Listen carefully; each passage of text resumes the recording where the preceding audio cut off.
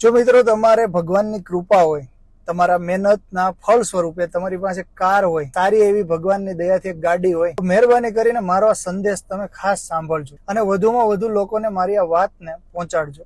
કેમ કે ચોમાસા દરમિયાન આ ખાસ જરૂરી છે આપણા સૌની માટે. જો તમારી પાસે કાર હોય, ગાડી હોય અને તમે ઘરેથી એને લઈને કોઈ ઓફિસ કે કોઈ રસ્તે જઈ રહ્યા હોય, ત્યારે આજુબાજુના વિસ્તારમાં પાણીના ખાબોચિયા ભરેલા હોય છે, રોડ રસ્તા પર પાણીને ભરેલું હોય છે.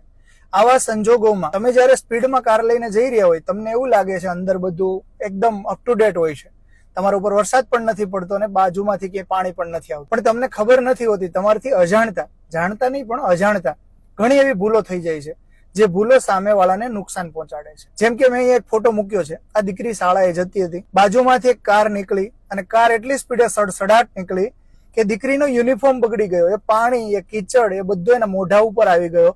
એમના યુનિફોર્મમાં પણ કીચડ ચોટી ગયો અને હાલત આ દીકરીને આપ જોઈ શકો છો. મિત્રો, આ બધા નાના નાના બાળકો હોય ને, શાળાએ જતા હોય છે ને, એમની પાસે ઘણા બધા તો એવા ગરીબ પરિસ્થિતિમાં હોય છે કે એમની પાસે એક જ યુનિફોર્મ હોય છે અને કદાચ કોઈની પાસે બે હોય તો પણ એ શાળાની નજીકમાં હોય છે, એ ઘરે ના જઈ શકે બદલવા માટે. ઘર ઘણું બધું ઘણીવાર દૂર હોય છે. આવા સંજોગોમાં આપણે માનવતા દેખાડીએ અને આપણી ગાડીને આપણે ધીમે ચલાવીએ. ચોમાસા દરમિયાન આપણે સૌ આ વાતનું ખાસ ધ્યાન રાખીશું. કોઈ પણ બાળકને આપણા કારણે નુકસાન ન પહોંચે એ આપણી જવાબદારી છે અને આ સામાજિક દાયિત્વ નિભાવવું આપણે જરૂરી છે.